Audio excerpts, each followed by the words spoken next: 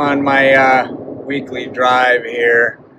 Look at these two here hanging out. It's Tony Bear, huh? Anyway, figured I'd kind of get back to some topics I let go for a while, and was trying to figure out how you manage this whole censorship thing that's so prevalent in social media and all the streaming. It seems like people get away with a lot of stuff that I can't get away with. Yeah, I was going to talk about a couple of different things. You know, one issue right now has been coming up with what we're doing in South America from a political perspective. You know, the Trump cabinet and the enforcement, quote unquote, enforcement efforts down off the coast of Venezuela, blowing up potential fishermen. We're not positive we're involved with any type of trafficking. Be careful the words I use. Right. One thing that's pretty clear is vitamin F does not come out of Venezuela.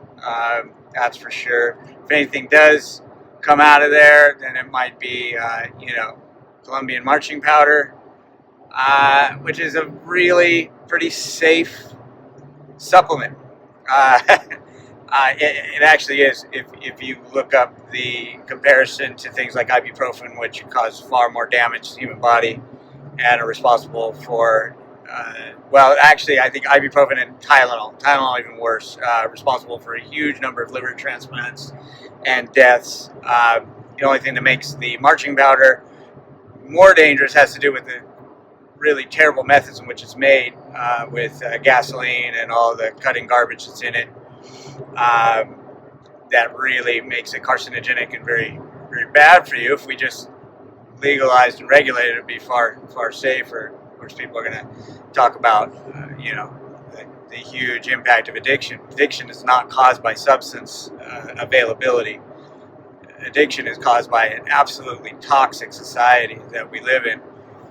The real reason, I'll come back to that, the real reason we're in Venezuela doing the things that we're doing is because Venezuela has large oil reserves. So I don't know how many of you have figured that one out, but basically we're doing the same playbook that we did in Iraq.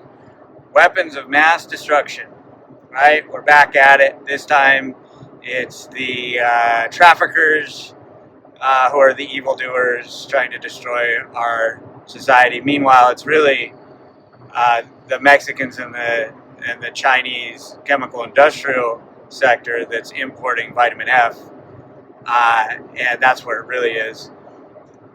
Regardless, that all-out interdiction and restriction efforts will always fail. They're going to make people wealthier. It's going to shift wealth depending on who our government and intelligence services decide to back as far as organizations that are involved with this type of thing. They're not really trying to stop it. And as of right now, with everything we're seeing all across the board, prices on black market products are the lowest they've ever been in my lifetime. Unreal low prices. There's a dealer on every website almost, it seems like, a dealer on all these social media platforms. There's dealers on street corners. There's dealers in your neighborhoods. They're everywhere, and everyone has access. Used to be you had to have a special someone you knew. You might have called them a connect. It's not the case right now. You can get anything, and so we'll see if that begins to change at all with what we're seeing. But I really doubt it. All that's happening is organizations are being backed on their loyalty and whoever's going to benefit best, especially within the petroleum sector and those guys.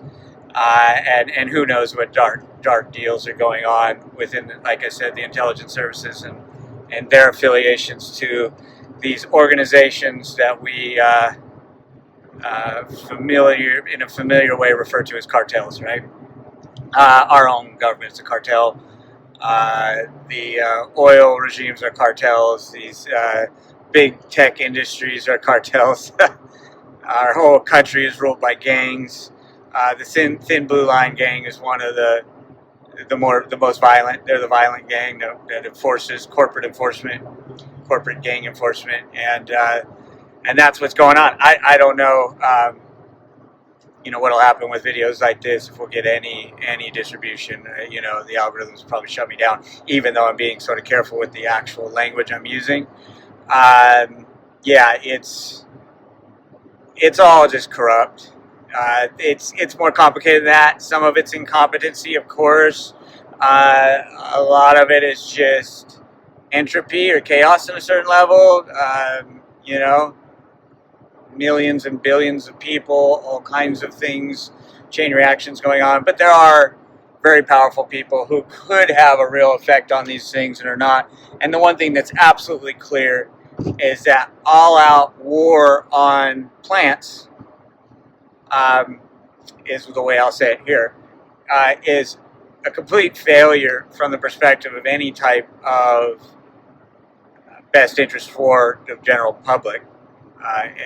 That's the worst thing you can do, and we've seen it time and time again. I'll do another video here on vitamin M, or I'm not sure what term to use for that.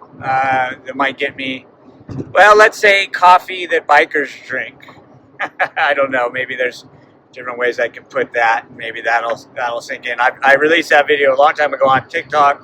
At the time I was wearing a disguise. A lot of people saw that video, but it of course got restricted because back then I was using very plain language. I can't do that now. So I'll do another video on that one, just to talk again about the futility of all-out restriction and criminalization of any type of altering supplement.